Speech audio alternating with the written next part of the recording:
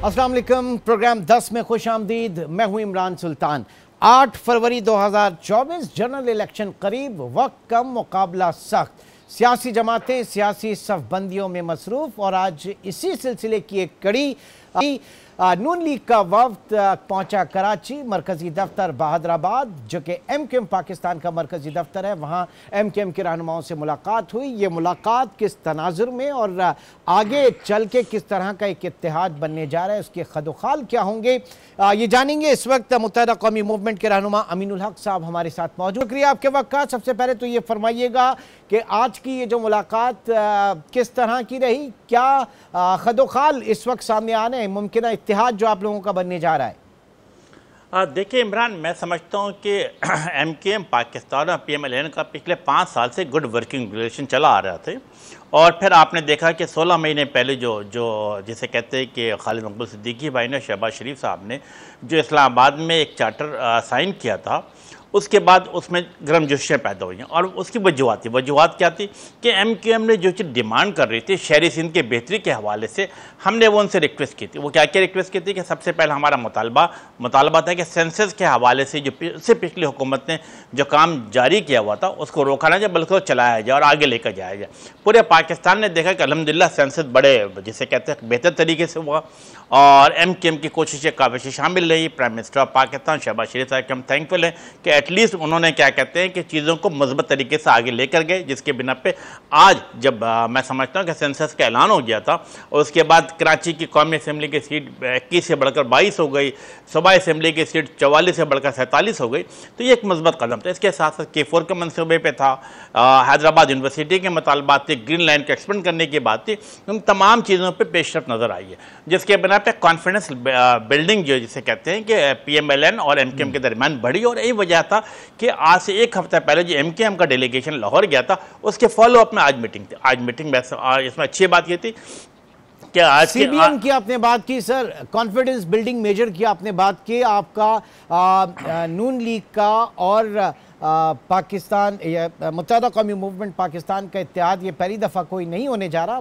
माजी में 3 बार आप लोग इत्तेहादी रहे, लेकिन ये रोमांस जो है बहुत ही तल्ख मोड़ पर जाके ख़त्म हुआ। तो इस मरतबा क्योंकि ट्रैक को उठा के और आगे की फोरकास्ट की जाती है, तो ऐसा क्या है कि आप बड़ी उम्मीदें बांध रहे हैं इस वक्त नून लीग से?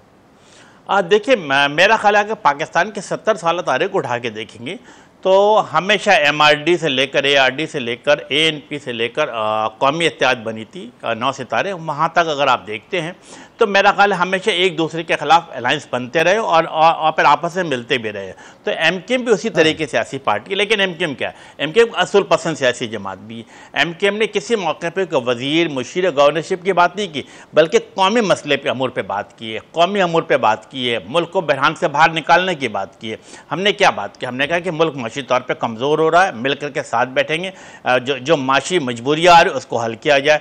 आइनी बहरान जो अगर आगे चल के सर उठा सकता उसमें आपस में मिलकर कैसे मामला को बेहतर किया जाए। तीसरी इंपॉर्टेंट बात ये थी कि जो हमें नज़र आता है कि पॉलिटिकल टेम्परेचर बढ़ रहा, उसको मिनिमाइज़ किया जाए। इसके साथ साथ MKM ने खुल के बात की। खालिद मकबूल सिद्दीकी भाई ने मेरा ख्याल जो प्रेस ब्रीफिंग की उसमें क्या बात की, उन्होंने कहा कि जो सूरत हाल यानी कि जो नेशनल फाइनेंस कमीशन से जो पैसे आते हैं प्रोविंशियल फाइनेंस कमीशन की तरफ, ऐसा महसूस होता है कि इस्लामाबाद से निकलकर CM हाउस में एक्यूमुलेट हो जाता।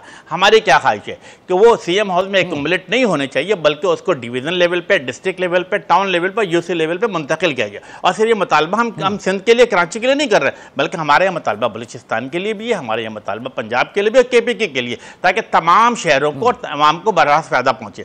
मेरा ख्याल इसी सिलसिले की हम बातों को आगे बढ़ा रहे हैं और इसी सिलसिले की आज ये बड़ी अच्छी मजबूत मुलाकात थी और ये मुलाकात का सिलसिला मेरा ख्याल मुस्तकबिल में जारी व सारी रहेगा।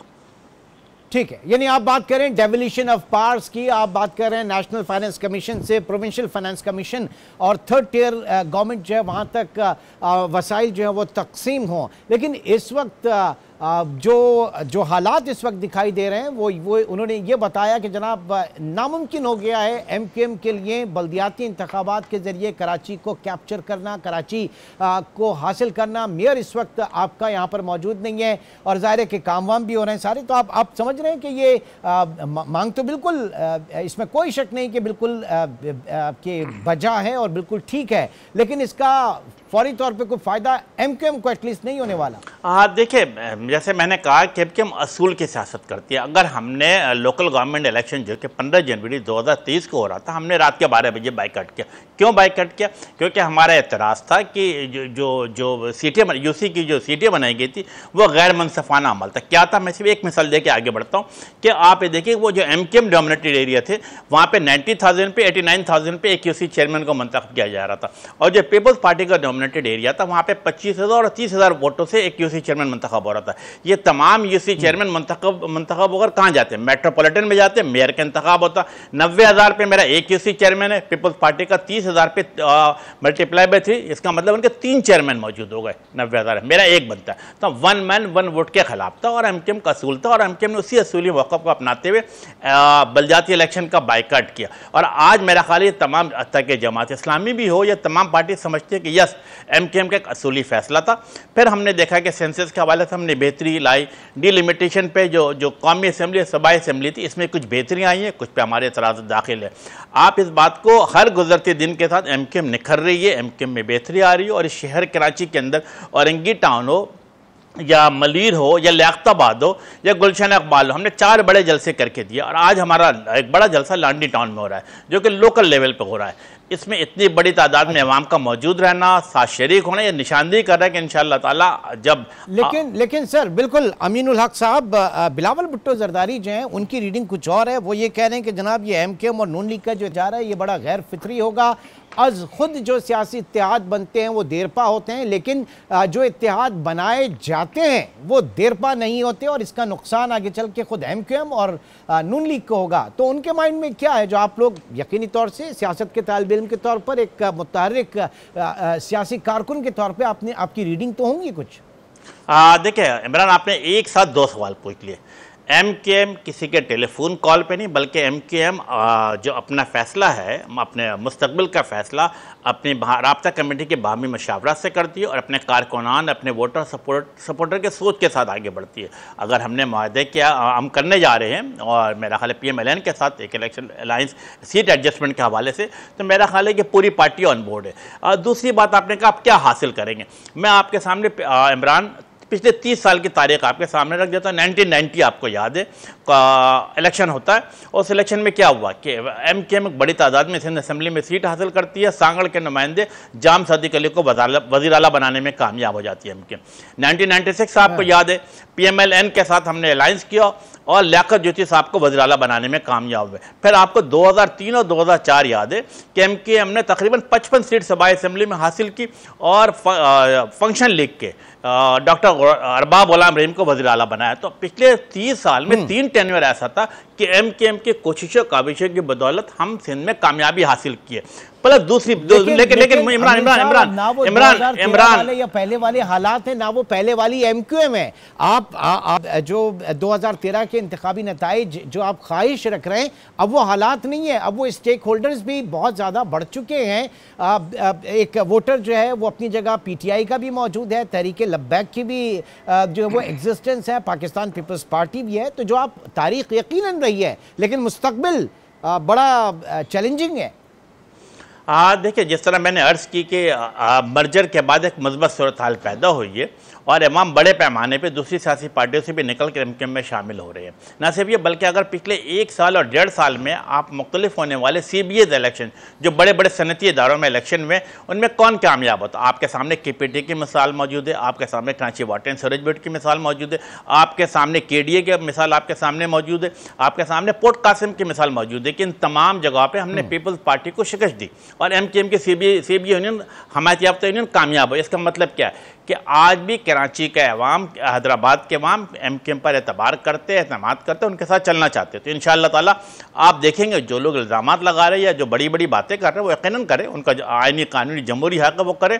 लेकिन MKM किसी की दुश्मनी की बुनियाद पर किसी से दोस्ती नहीं करती और किसी से दोस्ती दुश्मनी की बुनियाद पर नहीं करती। हाँ, MKM अपने अवाम की बात करती है, अपने कारकुनान की बात करती है। ये लिया जाए अमीनुल हक साहब, इसका मतलब ये लिया जाए कि MKM अब एक कदम और आगे बढ़कर अब उसकी नजरें सिंध की भी वज़ीर आला की जो पोस्ट है या कुर्सी है उसके ऊपर फोकस कर रही है, जो आप कह रहे हैं कि इस वक्त चीफ मिनिस्टरशिप जो कह सकते हैं कि MKM उसके ऊपर। हमारे साथ इस वक्त अमीनुल हक साहब मौजूद हैं, एक छोटे से ब्रेक की कॉल है, तफसीली जवाब मैं चाहूँगा। मौजूद हैं, एक छोटे से ब्रेक के बाद दोबारा मिलते हैं।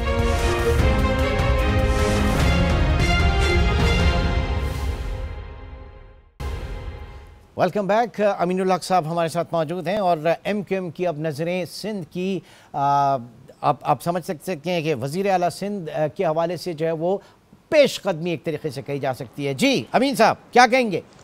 देखिए, बेशक मेरा ख्याल है कि जो हमारी कोशिशें काविशें हैं GDA के साथ, एक हमारे गुड वर्किंग रिलेशन डेवलप हो चुकी है, JUI के साथ हुई है और इसी तरीके से PMLN के साथ भी। हमारी ख्वाहिश क्या है कि जो पूरे सिंध के अंदर एंटी पीपल्स पार्टी सेंटिमेंट पाया जाता है, पीपल्स पार्टी की करप्शन, नाहली, बेसी, भत्ता माफिया और जो कराची के नवाम को नौकरी ना देना, इन तमाम चीज़ों पर शदीद गम व गुस्सा पाया जाता है। MKM सियासी जमात है, सियासी मैदान में उतर कर इसको कैश करवाना चाहती है।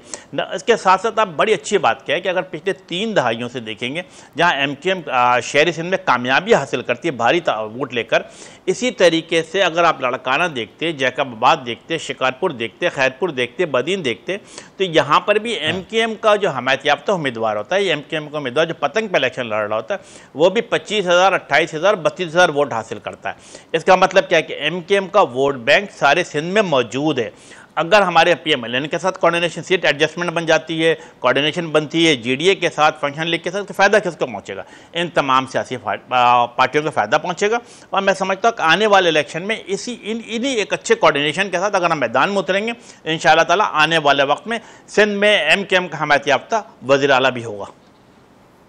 चलिए ठीक है, आगे बढ़ते हैं। सर ये बताइए कि सियासत जो है इस वक्त तो लेन देन और गिव एंड टेक वाली बात हो रही है, MKM के लिए इस इत्तेहाद को यकीनी तौर से फ़ायदा होगा, वो अपनी जो एक सियासी ताकत उसको मिलेगी। नून लीग के लिए क्या ऐसा आप समझ रहे हैं? क्योंकि यहाँ पर तो उनकी तंजीम साजी, उनका एक वो जो बेसिक बुनियादी स्ट्रक्चर होता है कराची शहर में, वो नहीं है। कराची समेत सिंध की अगर बात करें, मेरा ख्याल है कि अगर आप कराची के डायनेमिक को देखते हैं या आप इंटीरियर सिंध के डायनेमिक को देखते हैं, तो बड़ी तादाद में इंटीरियर सिंध में आबादकार रहते हैं जो पीपल्स पार्टी के वोट और जो कि PMLN के वोटर सपोर्टर हैं। अगर आप कराची को देखते हैं तो कराची में भी मेरा ख्याल है कि MKM के पिछले इलेक्शन में भी अभी इसी तरह UC चेयरमैन के ऊपर भी एक बड़ी तादाद में UC चेयरमैन मुंतखब हुए हैं, तो उनका वोट बैंक किसी आउटस्कर्ट ऑफ कराची में मौजूद है। मैं समझता हूँ कि अगर एक अच्छी कोऑर्डिनेशन बनती है तो मेरा ख्याल इसका फ़ायदा न सिर्फ MKM को पहुँचेगा बल्कि साथ साथ PMLN को भी बहुत ज़्यादा फायदा पहुंचेगा। और 2018 के बाद या उससे पहले 2013 में भी हमने देखा कि एक वोटर जो है वो पाकिस्तान तहरीक PTI का नज़र आया। 2018 में जाहिर है कि वो जिस तरीके के भी इलेक्शन थे, आप समझ रहे हैं कि रिवाइवल होगा और MKM का वोटर जो है या वापस आएगा? और फिर दूसरा इसमें एक अहम बुनियादी सवाल जो है वो MKM लंदन जो है वो कहीं ना कहीं पे उनकी भी एक शरारत आ जाती है और फिर एक डेंट माजी में बड़ा पहुंचा है बाइकआउट के हवाले से, और आप लोगों के लिए बड़ा मुश्किल हो जाता है अपनी शनाख्त को एक अलग करना, जो कि अब काफ़ी हद तक हो चुकी है, लेकिन एक उसका असर तो पड़ता है बाइकआउट का। देखिए 2018 का इलेक्शन था, लंदन ने बाइकआउट के लिए कहा, लेकिन पूरे पाकिस्तान ने देखा कि बाइकआउट करने वाले का बाइकआउट हो गया। अभी पिछले 2 हफ्ते के अंदर हमने 4 बड़े जलसे किए। लंदन ने बाइकआउट की अपील की, लेकिन यकीनन कराची के अवाम ने उनका बाइकआउट किया। तो मैं समझता हूँ कि अब ऐसी सूरत हाल नहीं, हर गुजरते दिन के साथ MKM पाकिस्तान शहरी सिंध के दिलों में उतरती जा रही है, शहरी सिंध के अवाम MKM के साथ खड़े होते चले जा रहे हैं। तो मैं समझता हूँ कि आने वाले वक्तों में मुस्बत सूरत हाल होगी। जहाँ तक आपने बात की 2018 के इलेक्शन में डेंट की बात, तो मैं समझता हूं कि पूरा पाकिस्तान जानता है, और इमरान आप खुद भी बाखूबी वाकिफ है कि 2018 के इलेक्शन में लगभग 14 ऐसी सीटें थी जो MKM से छीन कर दूसरी सियासी पार्टी को दी गई। 3 रीज़न सामने, RTS सिस्टम को रात के 7:30 बजे बैठा दिया गया, मेरे पोलिंग एजेंट को पोलिंग स्टेशन से बाहर निकाल दिया गया, और फिर कराची का रिजल्ट 24 घंटे बाद नहीं, 48 घंटे बाद नहीं, बल्कि 72 घंटे के बाद आया। ये तो क्वेश्चन मार्क बनाता है ना कि ये MKM के साथ ज्यादती की गई। साथ साथ क्या हुआ कि आप देखिए कि 5 कौमी असम्बली की ऐसी सीट थी जो हमें 300 वोट से लेकर 3000 वोट से हराया गया। हम तमाम फोरम पे चले गए, इलेक्शन कमीशन ऑफ पाकिस्तान से लेकर ट्रिब्यूनल और ट्रिब्यूनल से लेकर बाकी जगहों पे, लेकिन किसी जगह हमारी सुनवाई नहीं हुई। हमें इस बात का पता है कि कराची के अवाम, हैदराबाद के अवाम MKM के साथ है, और इंशाअल्लाह ताला इस आने वाले जो 8 फरवरी 2024 का इलेक्शन होगा, इंशाअल्लाह ताला आप देखेंगे कराची से 16 से लेकर 18 कौमी असेंबली की सीट एमक्यूएम जीतेगी। इसी तरह हैदराबाद की सीट तो मेरा ख्याल है पिछले 4 दहाइयों से एमक्यूएम के पास चली आती है, 2 की 2, वो भी इंशाअल्लाह ताला एमक्यूएम कामयाबी हासिल करेगी। ठीक है अमीनुल हक साहब, एक ज़माना था एमक्यूएम, क्योंकि ज़ाहिर है कि 20 साल तकरीबन मुझे भी हो गए इस दश्त की सयाही में, और एक ज़माने में हम देखते थे कि बजट से पहले जो है वो एमक्यूएम एक शेडो काबीना होती थी और वो बजट रिकमेंडेशंस होती थी, ये सारी चीज़ें होती थी, बड़ी वेल ऑर्गेनाइज चीज़ें होती थी। लेकिन उसके बाद अब तकरीबन पिछले 8-10 साल से हम देख रहे हैं कि एमक्यूएम अपनी बका की जंग लड़ रही है। आज सारी सियासी जमातें वो बयानियाँ ढूंढ रही हैं, लेकिन हमें इंतज़ार है मंशूर का। हम अब पार्टी मैनिफेस्टो की तरफ देख रहे हैं, और मेरे ख्याल से हर पाकिस्तानी को देखना चाहिए कि आप बयानिए को छोड़ें, आप मैनिफेस्टो क्या लेकर आ रहे हैं। तो मंशूर क्या होगा एमक्यूएम का?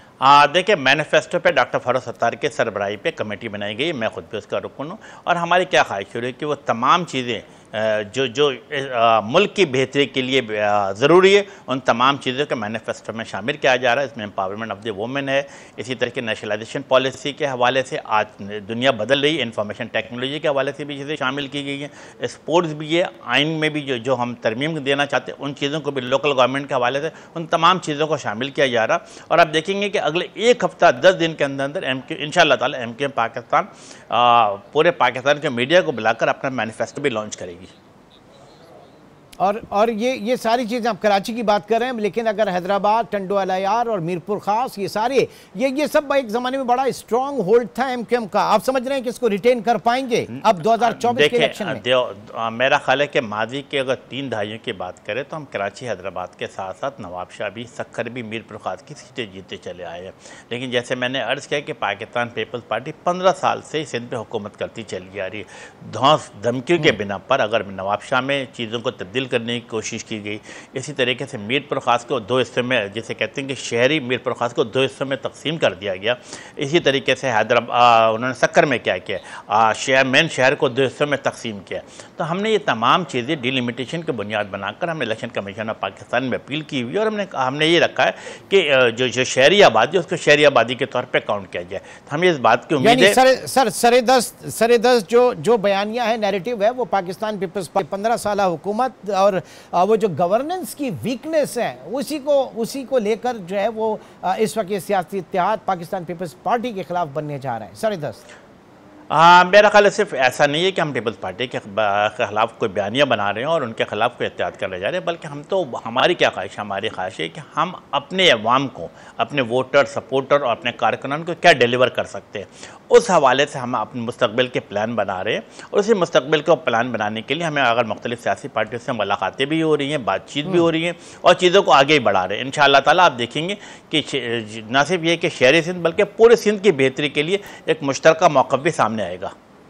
चलिए जी, बहुत शुक्रिया। बहुत अच्छा लगा कि पाकिस्तान में इस वक्त बहुत अरसे बाद सियासी सरगर्मियां जो हैं वो शुरू हो चुकी हैं, और आना जाना, एक दूसरे से मिलना मिलाना और सियासत का ये हुस्न होता है, जमहूरी अदवार में जमहूरियत का ये हुस्न होता है कि कल के दुश्मन आज के, या आप समझ लें कि कल के हिज़्ब इख्तिलाफ के लोग आज आपके साथ खड़े हैं, या आज आपके वो कल आपके साथ होंगे। तो ये बहुत बड़ी ये जमहूरियत का हुस्न है, और हमारी दुआ है कि ये सारी चीज़ें जारी रहें और हमारी सियासी जमातें जो हैं वो सियासी बालीदगी का मुजाहरा करते हुए इन तमाम चीज़ों को बड़े अच्छे तरीके से आगे लेकर चलें, और 2024 यकीनी तौर से इलेक्शन का साल हो, 8 फरवरी 2024। अब दीगर सियासी जमातें किस तरह से दिखती हैं, आगे आने वाले प्रोग्राम में इसके ऊपर हम ज़रूर बात करेंगे। अमीनुल हक साहब, आपका बहुत शुक्रिया। एक छोटे से ब्रेक की कॉल है, लेकिन ब्रेक के बाद पाकिस्तान के माहीगीर, कराची के माहीगीर जिनके हत्ते लगी हैं करोड़ों रुपए मालियत की मछली, ये क्या मछली है और क्यों इतनी कीमती है, और हमारे माहीगीर जो हैं वो बेचारे किन हालात में हैं, ये जानेंगे एक छोटे से ब्रेक के बाद।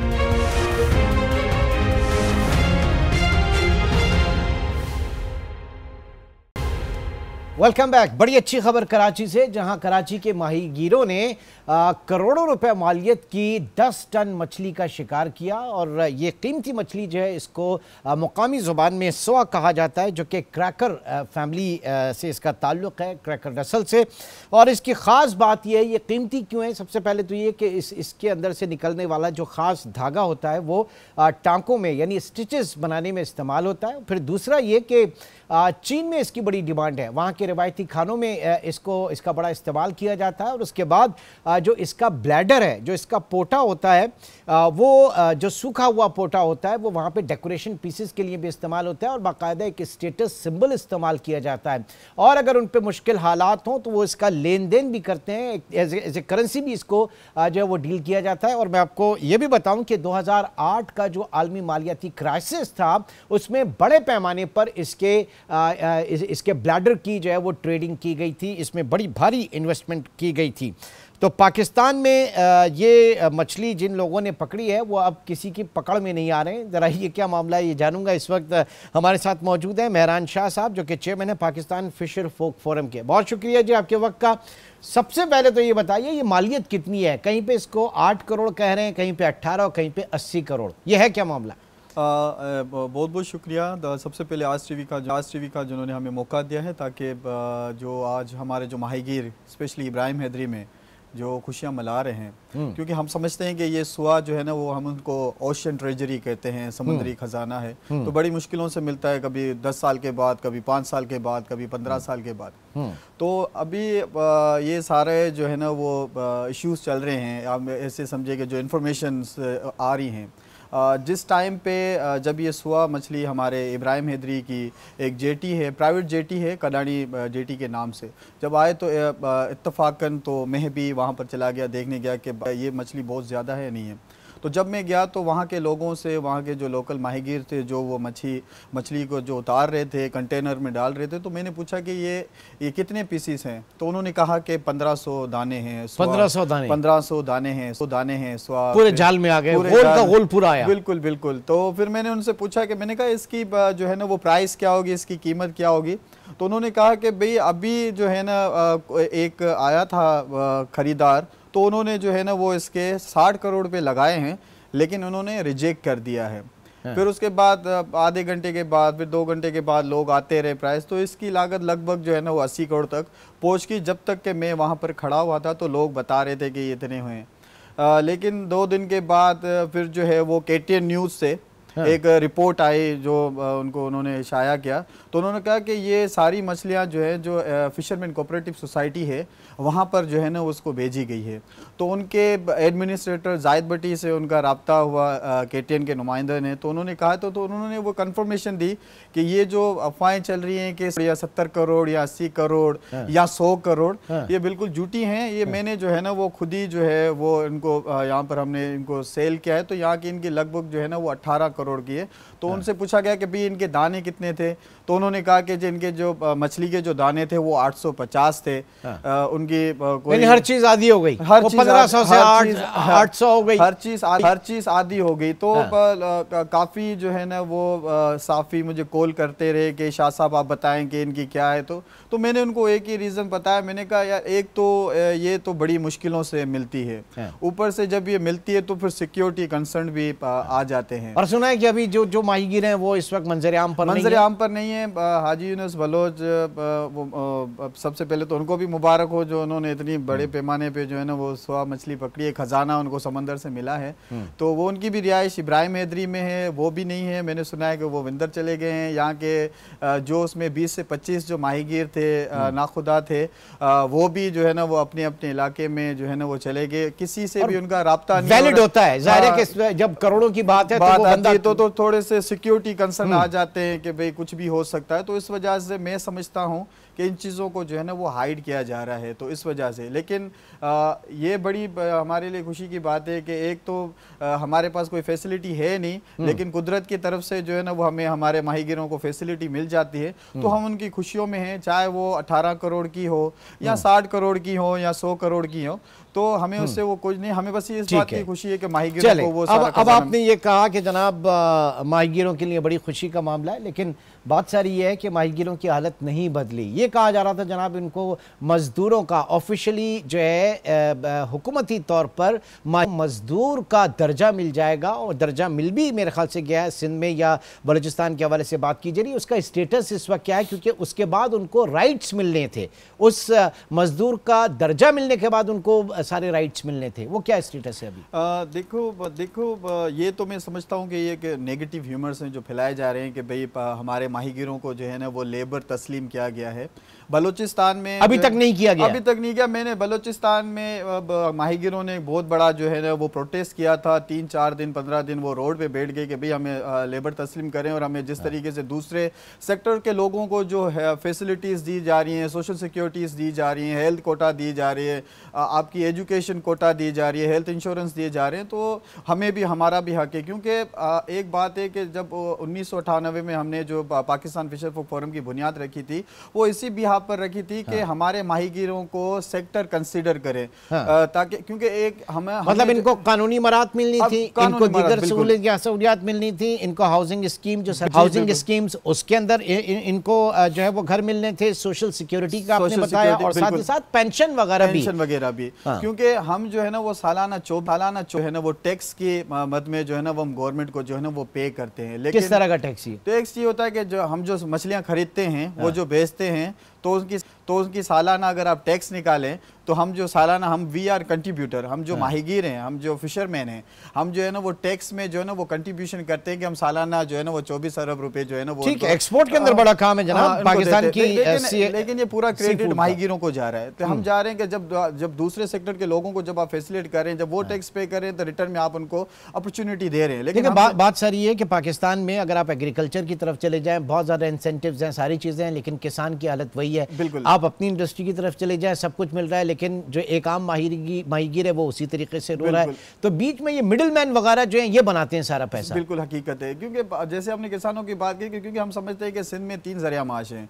एक आपका जो है ना वो लाइफ स्टॉक है, दूसरा ये आपका फिशिंग सेक्टर है, माहीगीरी है, दूसरा ये आपकी ज़राअत है जो करते हैं। लेकिन इसका पूरा जो दारोमदार है ना वो पानी पे है। अब देखिए ना अभी हमारे जो ये 99 रिकॉर्ड आया तो पानी में भी बड़ी जो है ना वो पंजाब को ज़्यादा पानी दिया जा रहा है और सिंध को कम दिया जा रहा है। तो ये सारे मामला चल रहे हैं। अब जब पानी नहीं है तो ये सारे मामला आ जाते हैं। दूसरा कि सारी चीज़ें जो वो गवर्नमेंट की तरफ से कानून में एक चीज़ें डाली जाती हैं लेकिन उसको इम्प्लीमेंटेशन नहीं किया जाता, तो वो डायरेक्टली और इनडायरेक्टली ना ये एक हमारा जो है ना वो माहीगीर तबका है वो पिस रहा है। बिलावल साहब भी तो भी आए थे ना आपके इब्राहिम हैदरी की तरफ आए, और ज़ाहिर के सिंध के हवाले से जब बात की जाए, Pakistan peoples party Murad Ali Shah chief executive officer रहे, सूबे के 15 साल पीपल्स पार्टी की हुकूमत रही, तो सिंध हुकूमत ने नहीं किया कुछ आप लोगों के लिए? देखिए पहली बात तो मैं बड़ा शुक्रगुजार हूँ कि बिलावल भुट्टो साहब ने अपना टाइम निकाला और इब्राहिम हैदरी, और हम समझते हैं इब्राहिम हैदरी जो है ना वो माहीगीरों और कराची की बहुत ही पुरानी बस्ती है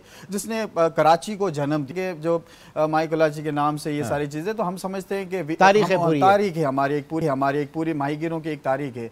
बिलावल साहब आए, लेकिन मुझे बड़ा इस बात का दुख है कि जो बिलावल साहब के साथ जो लोग आए हैं, जो उनकी टीम के मेंबर्स हैं, चाहे MPs हों या MNA हो या मुर्तज़ा वाब उनके साथ खड़े हुए हैं या मुराद अली शाह खड़े हुए, तो उन्होंने कभी उनको जो है ना वो माहीगीरों के हवाले से नहीं बताया। मैं तो सब अच्छी रिपोर्ट दे रहे थे। अब मुझे लगता है कि भाई बिलावल साहब को ये भी मुझे लगता है कि बिलावल साहब को ये भी नहीं पता होगा कि कराची की साइली पट्टी कितने किलोमीटर पर मुश्तमिल है, जिसमें बलोचिस्तान की कितनी है, सिंध की कितनी है, अगर उसको और सेपरेट करें तो कराची की कितनी है, तो वो सारे। और दूसरी बात इनको इश्यूज का नहीं पता। हम जब ये यहाँ पर आए तो उन्होंने जो एक वर्ल्ड बैंक फंडेड प्रोजेक्ट है जिसपे उन्होंने जो है ना वो ग्राउंड बने हुए थे, उनको रिपेयर और मेंटेनेंस कराए और रोड को जो है ना वो करवाई है। देखिए ये हमारी बुनियादी सिंध की हुकूमत को नहीं पता तो फिर किसको पता होगा? सर देखें, जब यही मसले होते हैं कि जब किसी को पता नहीं होता तो फिर हम जैसे जो सिविल सोसाइटी के लोग हैं तो वो उनको हाईलाइट करते हैं। तो हम इसीलिए कोशिश करें कि भाई माहीगीरों के जितने भी इश्यूज़ हैं, आपके किसानों के जितने भी इश्यूज़ हैं,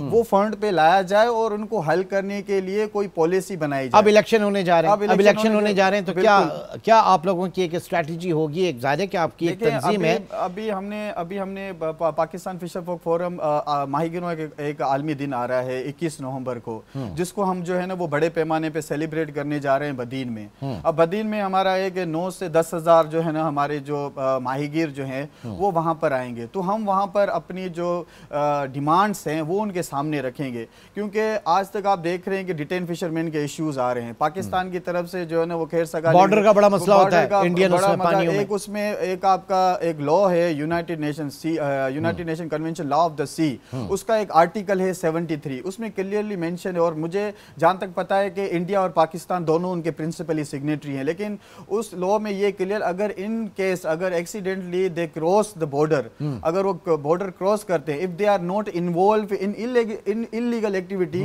तो इस देयर रिस्पांसिबिलिटी जज्बा खैर सगाली की तरह उनको वापस कर दिया जाए। एसिड, लेकिन उनको छोड़ा नहीं जाता। इवन हमारे ही पाकिस्तान में आकर जो है ना वो इंडियन नेवी जो है वो उनको उठा के लेके जाती है। तो ये सारे मसले मसाइल चले। आज तक हमारे जो है ना वो 74 माहीगीर जो हैं वो इंडिया की जेलों में कैद हैं। तो ये सारे इश्यूज ठीक है सर, अब जरा टिका के रखिएगा अपने अपने मसाइल को, अपनी चीजों को, अपनी लिस्ट को, और जो एक पाकिस्तान को तब्दील करना है, पाकिस्तान को बदलना है, इसी तरीके से बदलना है कि जब आपके पास आए वोट लेने के लिए तो अपनी चीजें सामने रखें और पूछें कि आप करेंगे क्या हमारे लिए। हमने यही डिमांड की है 21 नवंबर को कि भाई हम तब आपका साथ देंगे, ये मला बिरादरी है, जो माहीगीर तबका है, किसान बिरादरी आपकी तब साथ देगी जब तक कि आप हमारे बुनियादी हकूक को हमको दे। बहुत बहुत शुक्रिया। मेहरान शाह, चेयरमैन पाकिस्तान फिशर फोक फोरम, हमारे साथ मौजूद थे। और जाहिर है कि ये माशरे का वो तबका है कि जिसे अभी तक ऑफिशियली सरकारी तौर पर मजदूर भी तस्लीम नहीं किया गया।